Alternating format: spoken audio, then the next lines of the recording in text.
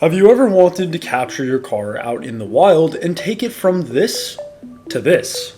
If so, I'm going to break down how to make a proper poster of your car quick and simple, giving you a way to preserve your current car for years down the road.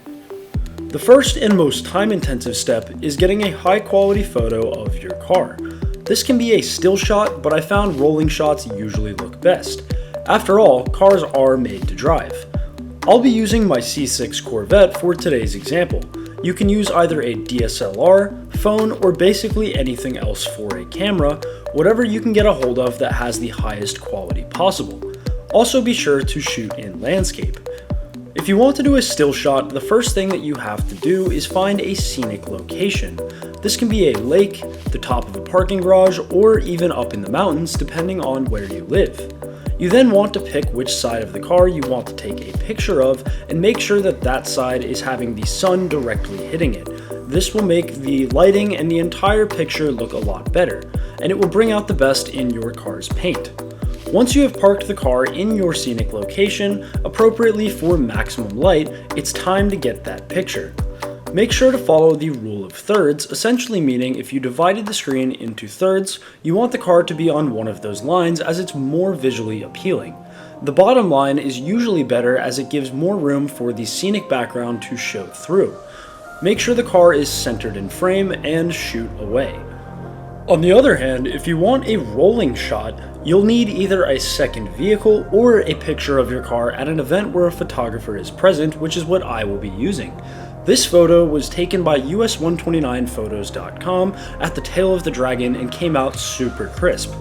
If using a second vehicle, have either a friend or yourself take pictures out of the window, depending on who you prefer to drive your car.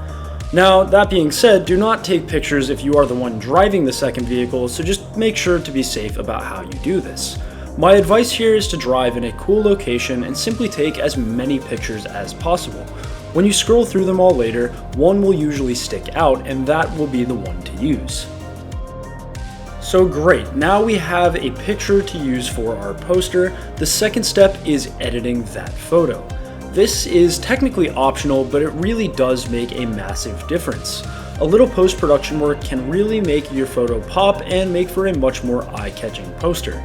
I will be using Adobe Photoshop, but for the simple editing that we're doing, just about any photo editing software will work, including the iPhone Photo App Edit tool if you shot on a phone.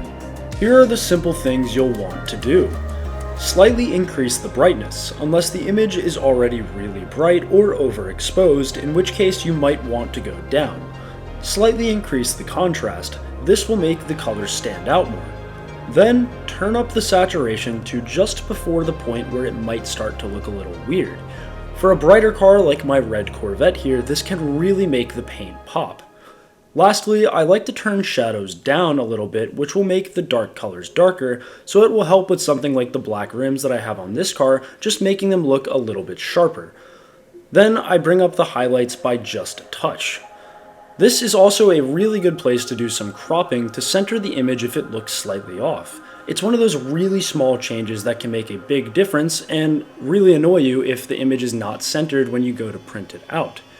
If you want to be more advanced, especially for a rolling shot, you can try something like a Gaussian blur applied everywhere but the car to make it look as if it's moving at speed.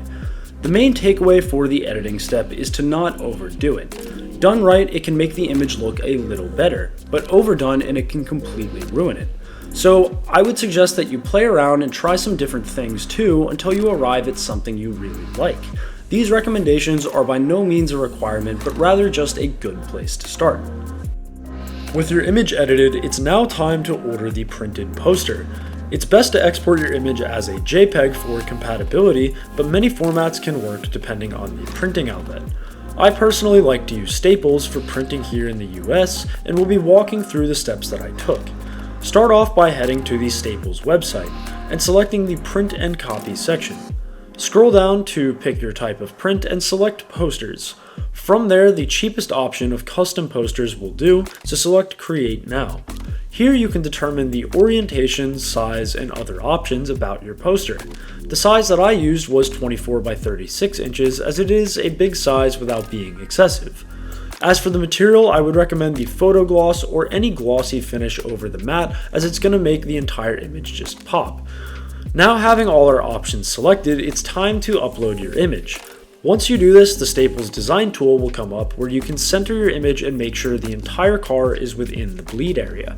I would suggest staying well within the bleed area if you plan to frame the poster, as some frames may hang over the edges. When done here, hit continue, where you can then either select a pickup location or even have it delivered straight to your doorstep. Follow up with your choice of method and purchase it here, which was surprisingly cheap and easy to do. Now that we have our poster in the making, the final step is to choose a frame.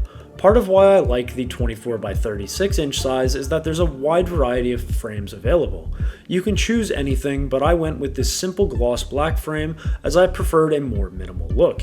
Simply order the frame, and when both the frame and poster arrive, throw the poster in there and hang it up. All finished, you have a cheap wall decoration that has a personal meaning and is unique to you. That's all there is to it. If you have any questions, leave a comment below and I'm usually pretty responsive. If you enjoyed the video, be sure to give it a like and subscribe to the channel. Also check out our other videos that include cinematic car footage. Thanks for watching and have a great day.